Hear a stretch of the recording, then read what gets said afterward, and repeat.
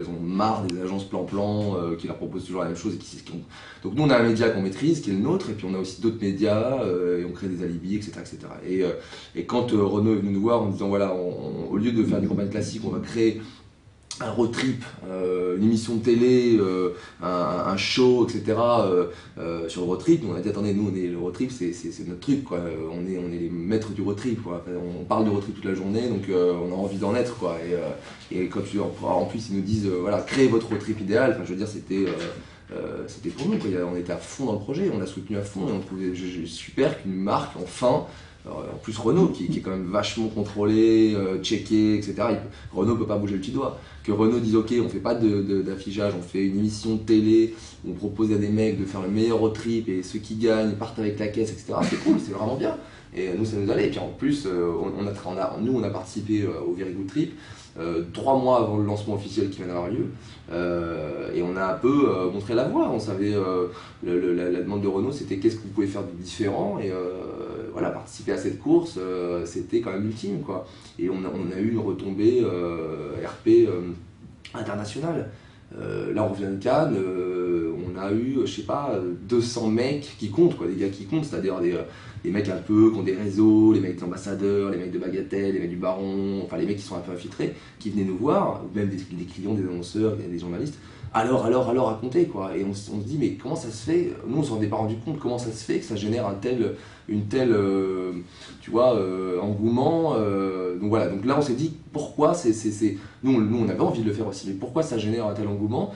Parce que c'est un peu le dernier truc outlaw, quoi. C'est le dernier truc hors norme, quoi. Tu vois, on se fait tout chier aujourd'hui, on est dans des barrières. Bon, bah là, c'est les gars, le premier qui arrive à New York a gagné, avec des fêtes de malades, des trucs de malades. Donc voilà, on a vraiment eu la chance de. C'est un film en fait, tu vis dans un film. Ouais, c'est sûr. Et pour Renault, c'est si on veut parler un peu de marketing, c'est le meilleur product placement. En discutant avec Maximilian Cooper, on a fait une interview, il était dans la voiture avec nous, on a discuté une bonne heure, on a parlé pas mal de choses, on a parlé de constructeurs, parce que ça m'intéressait de savoir pourquoi il n'y a pas de marques qui y viennent. Et en fait, les mecs ont peur, tout simplement, mais même peur de quoi? Il y a rien on en parlera après, mais il n'y a pas à avoir peur de ce rallye. Et au contraire, nous, on a pris notre voiture, on l'a un petit peu transformée, on l'a amenée dans le monde entier. Et à chaque ville, tu avais entre 20 et 80 000 mecs qui la voyaient, qui étaient contents de nous voir, qui nous prenaient en photo, qui ont signé des autographes, enfin, c'est devenu n'importe quoi, tu vois. Et si c'est pas du product placement, si c'est pas le meilleur moyen de montrer un véhicule, pour un lancement de caisse, c'est parfait. Et Renault l'a hyper bien compris, il a bien géré. Tu vois, c'était important aussi de gérer la communication parce qu'il fallait pas que ce soit Renault fait le gumball. Non, c'était l'intersection écurie qui fait le gumball avec une Renault, mais aussi avec d'autres partenaires. Voilà, il s'avère qu'on était en Renault et qu'on l'a totalement assumé. Et puis ça faisait en plus longtemps qu'on n'avait pas conduit de Renault, donc on était vachement content de revenir avec un truc hyper fort. Et donc là, on parle déjà de l'année prochaine avec eux.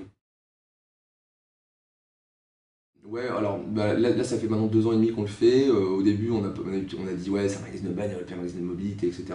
En fait aujourd'hui le prisme c'est de la mobilité, c'est-à-dire que l'angle de vision et le premier sujet c'est la mobilité au sens très large, mais en fait ça englobe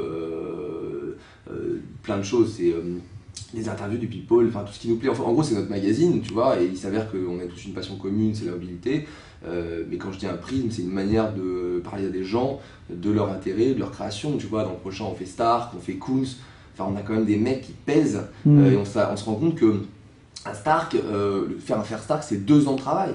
Parce que le mec, quand t'as fait les 15 maisons, il a encore un truc à New York, encore là, encore une création, encore un dessin, puis après il nous fait un dessin d'une voiture qu'on réalise, Koons qui fait un art car, enfin voilà, c'est même Chantal Thomas qui me harcèle en ce moment, qui veut qu'on fasse un sujet sur elle, tu vois, c'est rigolo quoi, Chantal Thomas qui veut être dans le magazine. C'est pas un magazine qui a des concurrents en plus, tu vois, c'est pas il se tarpe pas la bourre avec le Vogue Homme ou c'est un truc tellement bizarre, tellement cool que on a des potes dans d'autres médias. Donc les médias parlent de nous aussi. Enfin voilà, c'est vrai que c'est du bonheur parce que c'est barré, c'est beau, mais c'est genre un peu le sacerdoce quoi, parce que à faire c'est, tu vois là je regardais hier un magazine qui vient de sortir dont la baseline est mobilité, high-tech, etc. Et je ne citerai pas, mais c'est juste une catastrophe quoi, il n'y a pas une image de produit, c'est que de la RP. Voilà, nous l'idée c'est de le suer le magazine, tu vois, c'est vraiment, voilà là on a le chemin de fer sous les yeux, et tu vois le Very Good Trip c'est 20 pages.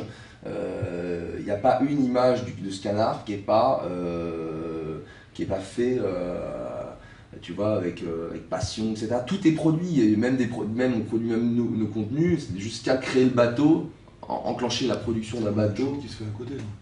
Ouais, un bateau, tu vois, on a fait un bateau entre Xavier Veillant et John Dodland, on a initié la rencontre et au final l'article sort. Mais ça, ça va plus loin, c'est notre bateau, quoi, tu vois. Donc voilà, toutes les séries, etc. etc. Donc c'est vraiment un truc dont tout le monde est hyper fier. Ce qui est important, c'est que vous vivez l'expérience à chaque Ouais, fois. voilà, c'est Donc ça. c'est ça. C'est ça. Et en fait, notre déclinaison un peu business, c'est que c'est du marketing expérimentiel, ou j'en sais rien, il faudrait trouver un nom où on est dedans, quoi, tu vois. Donc, et on est hyper polymorphe. Là, on vient de sortir une paire de lunettes avec Thierry Lasserie, qui s'appelle la 79. C'est l'année de naissance de Jet. Et c'est aussi l'année où. Un peu d'ego trip, tu vois. En 1979, au Mans, il y a un pilote un peu spécial qui est arrivé deuxième avec des lunettes. Dont tu ne te rappelles pas. Je ne me rappelle pas le nom. Paul Newman. Oui, je sais. Et voilà, il avait une paire de lunettes, il avait un casque bol, et il a allumé une clope, il s'est ouvert une bière, tu vois, c'était Le Mans, quoi, quand l'automobile était encore cool.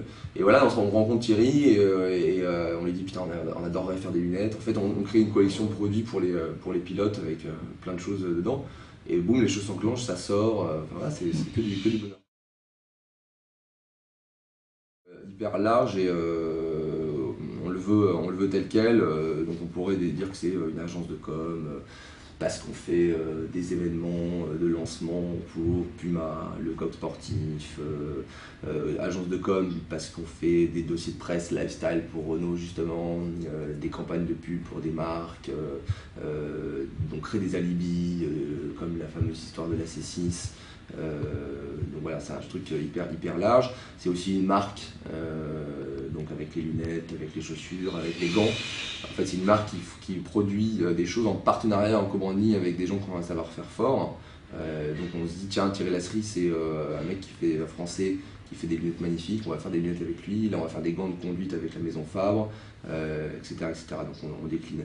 Et puis c'est un lieu aussi, à Paris, dans le 19e, en fait un vieux garage qu'on a transformé en showroom studio photo. Donc voilà, c'est plein de choses en même temps, quoi. Et ça grandit bien. Ouais, bah écoute, on va parler du prochain vite fait. Là, on a un truc qui est rigolo, c'est on a fait l'interview de Stark, comme je te disais, ça a duré presque un an, voilà, de là à là. Donc il nous a montré ses bateaux, ses motos, ses avions, etc., etc. Le personnage est assez rigolo. Puis à la fin, on lui a dit, mais pourquoi on ne ferait pas une voiture ensemble? Et qu'est-ce que ça serait la voiture intersection? Ça serait une voiture sans frein, sans direction, à fond tout droit. Donc plutôt cool comme image. Et on a dit, est-ce qu'on peut la réaliser? Et donc on a réalisé la voiture avec un atelier suisse. Et donc cette voiture est produite aujourd'hui, enfin c'est une petite caisse à savon, quoi. Et donc voilà, ça fait la cover du prochain numéro, et on fait deux fêtes de lancement, une fête de lancement chez Colette le 25 juin, où Stark sera là, et on fait une autre fête pour le Gumball, donc l'écurie et le Gumball, le 3 juillet à Bagatelle. Okay. Voilà, si vous voulez venir, c'est avec grand plaisir. Ok. Bon, si vous voulez dire un truc aux auditeurs de Sexy Radio. Bah, on ne connaissait pas Sexy Radio, mais c'est hyper intéressant, tu fais un super boulot, donc c'est bien, tu te déplaces, t'es là, et longue vie. Okay. sexyradio.fm